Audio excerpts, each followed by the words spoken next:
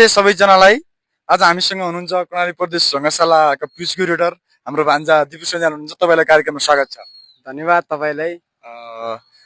आज हामी तपाईँसँग समसामयिक विषयमा कुराकानी गर्नेछौँ। सर्वप्रथम तपाईँको परिचय दिनुहोस् त। मेरो परिचय चाहिँ दिपु सञ्जाल। मेरो घर चाहिँ कालीकोट सानी त्रिवेणी गाउँपालिका वडा नम्बर 6। म चाहिँ हाल प्रदेश क्युरेटरको पिच क्युरेटर हो होइन। यसो काठमाडौँतिर आइदिएको छलफल हान्नलाई होइन, त्यही हो। र तपाईँलाई हामीले क्वेसन सोध्न गइरहेका छौँ। केही क्वेसनहरू सोध्छौँ, त्यसो तपाईँले जवाब दिनु होला। यो देशमा गणतन्त्र ठिक कि राजतन्त्र ठिक? राजा चाहिन्छ कि गणतन्त्रका नेताहरू नै चाहिन्छ देशको विकास गर्नको लागि? हाम्रो लागि त राजतन्त्र राम्रो नि, जति भने नि। अब गणतन्त्रले गर्दा अहिले देश डुबेको छ, देख्न नि सकिन्छ। अब हिजोको दिनमा राजाले पनि 200 वर्ष लगभग शासन चलाउँदाखेरि देश त उस्तै थियो नि। अहिले र पहिलामा के परिवर्तन छ र? आखिर एउटै छ।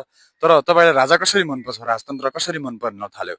अब राजतन्त्र जति भने नि, जस्तो राज चलाए नि, 2 वर्ष राज चलाए नि, 200 वर्ष राज चलाए नि, अब जति भने नि, अब पहिलाको वेशभूषा छैन अहिले, पहिलाको जस्तो कल्चर छैन, पहिलाको जस्तो संस्कृति छैन, पहिलाको जस्तो देश छैन।